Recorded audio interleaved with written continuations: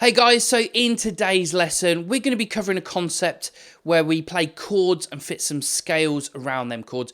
Very common with players like John Mayer, Jimi Hendrix. They play like these beautiful chords and then slide their little pentatonic scales, a few blue notes around there as well occasionally. I remember I struggled with it for ages. I'd watch John Mayer videos, that live in Nokia one in the Nokia Theatre, amazing gig, and I'd just watch him play some of these runs and I'd be absolutely amazed. Anyway, it took me ages to learn, but it's actually quite simple once you get the concept down. So in today's lesson, I'm going to cover how we do that. So I hope you enjoy. Let's dive in. All right, so let's break this down on the guitar. So the key thing to understand is that chords and scales aren't really separate. Every bar chord you know actually sits inside a pentatonic scale shape. So once you see that, you'll actually realise which notes you can play around the chord, and it's always going to sound good. Okay, so let's start with the 6th string major bar chord. If you take this shape, it lines up with box 2 of the pentatonic scale. That means when you're holding the chord, the scale notes are right there around it. So you can add little slides, play double stops, or throw in quick fills between the strums. And it all ties back to the chord. So here's a little example.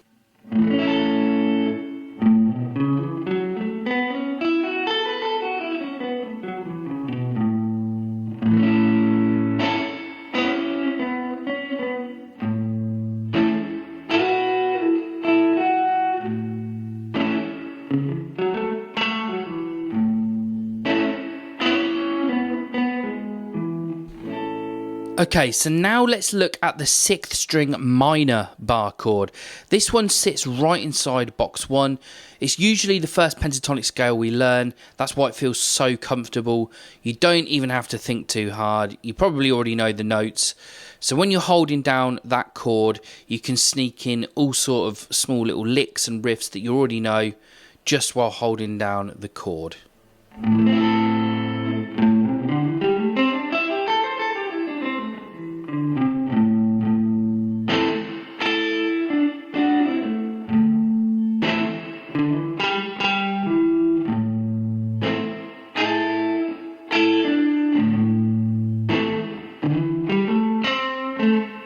Okay, so finally, we're just going to look at the 5th string minor bar chord.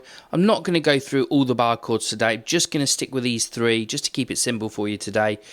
But this shape fits into box number 4 of the minor pentatonic. The nice thing here is the scale notes are literally, again, under your fingers. You don't need to move very far.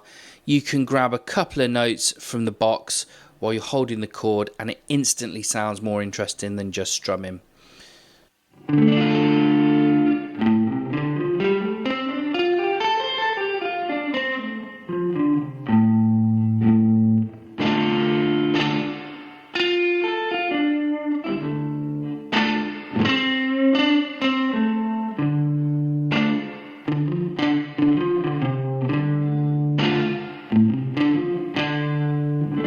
So here's something you can try. Just take one of those chords you already know, find the pentatonic box that goes with it, and just experiment. Strum the chord, then pick out 1 or 2 notes from the scale shape around it, and that's exactly how you start blending chords and little melodies together, eventually wanting to sound like John Mayer or Jimi Hendrix, one of those sort of players. Okay, so like I just said, it's basically a case of learning the bar chords and then the pentatonic shapes that fit around them, and then just noodling around and messing around with that and just sort of seeing what works.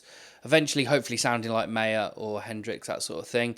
But it's definitely something I practice regularly, and it really helps, and it makes songs sound way more interesting. So definitely recommend it. If you found the lesson helpful, please do smash that like and subscribe below.